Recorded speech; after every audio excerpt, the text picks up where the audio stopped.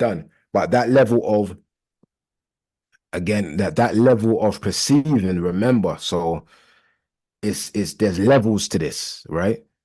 Because we're still dealing with the concept of duality when we look at the masculine and the feminine, right? But you have the neutron there, the neutron, neutrality, Mm. right? When you integrate, when two forms of energies come together, they neutralize themselves. Meaning, when the masculine comes together and the feminine comes together, they no longer exist as the masculine and they no longer exist as the feminine. Their individual identities have ceased to be. They become zero or neutral or the still point or the middle path in which the mystery schools are speaking to, right? You hear this concept of the middle path. In the Kabbalah, you have the middle channel that leads all the way up to Kethra, right? Yeah. On the chakra system, you have the Shushumna, which is the central channel, and then you have the Ida and the Pingala. The Ida is the feminine channel, and the Pingala is the masculine channel, right? But it's all speaking to once the so and these are speaking about your central nervous system, right? The Ida is the parasympathetic nervous system, and the Pingala is the sympathetic system. We go through this in class, right? And so on a physiological level, when you're dealing with the chakras and Kundalini yoga and all of these things here, it's the ability to be able to harmonize both the parasympathetic and the sympathetic nervous system. When they come together, it gives off what we refer to as death. Neutrality, how we define, if we was to observe it, it looks like nothing. It looks like death. It's the flat line. You see, when the person dies, then the heartbeat is up and down, up and down, up and down. The middle path is the flat line.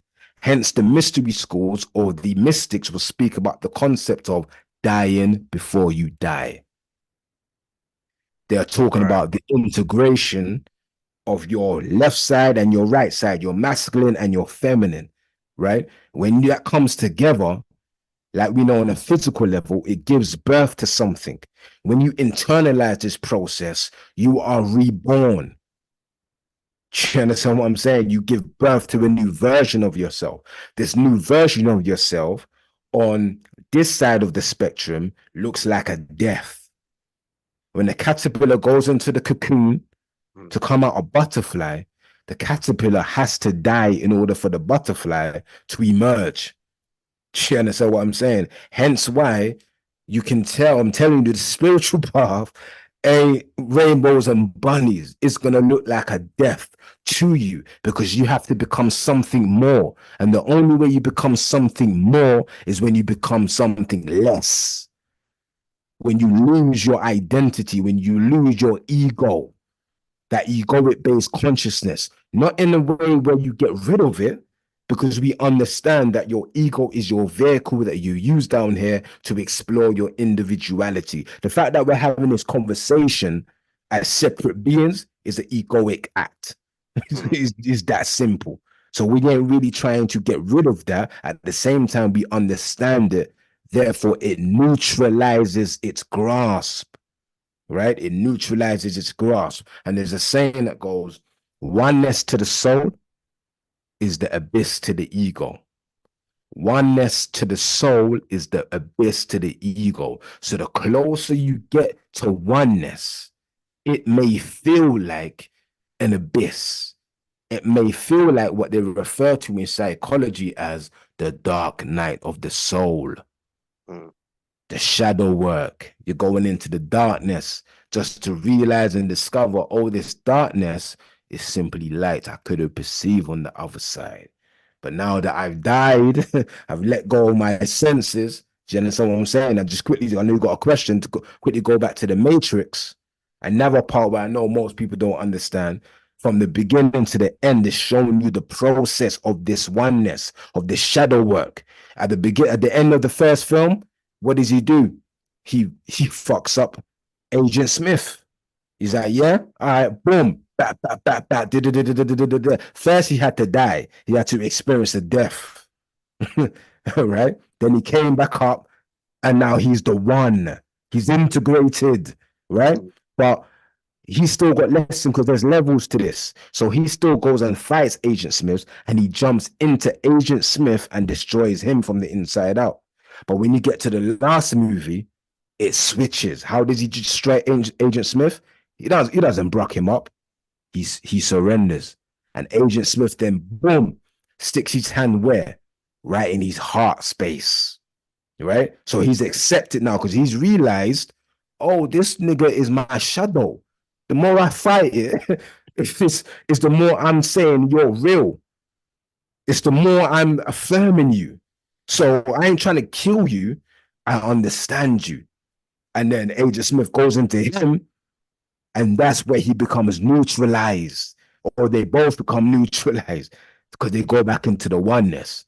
I don't know what that fourth movie was about. I know there's some shit in it, but yeah, they kind of fucked up with that shit. But mm. overall, it's a very deep metaphysical occult film. If you understand it, how you need to understand it. You understand what I'm saying? You got a question, bro? Yeah, you know what?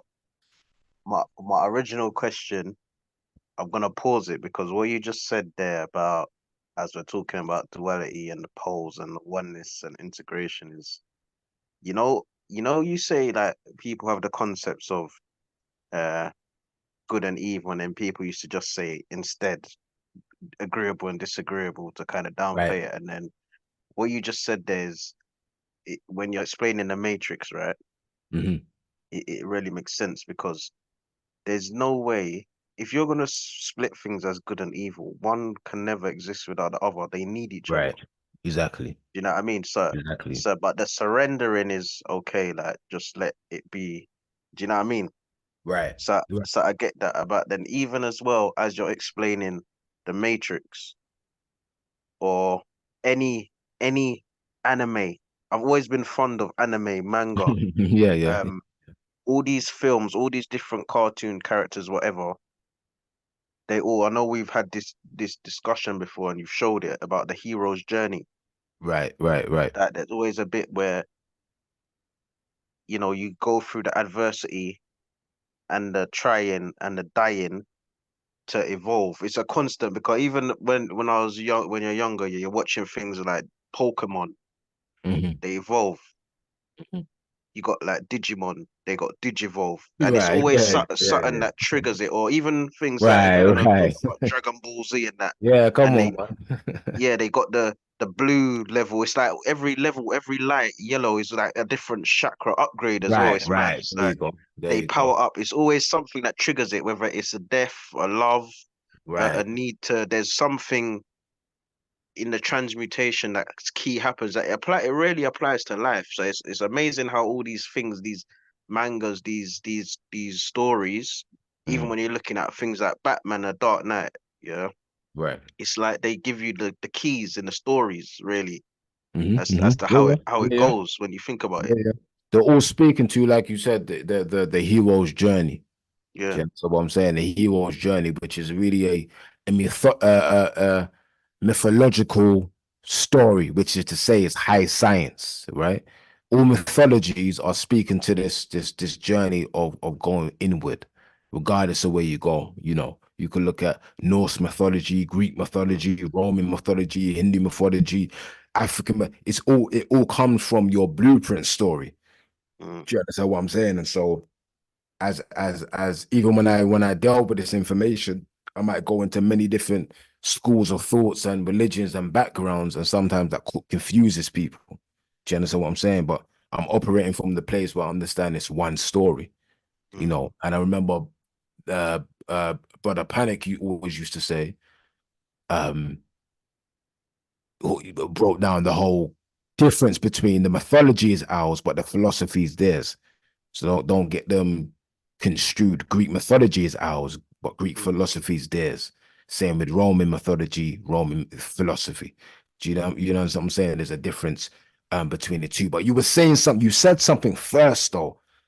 Oh man, and I Oh, wanted to say about something. what good and evil and the duality, like them having to need each other to exist, which is why the surrender was needed for the destruction. If they keep fighting,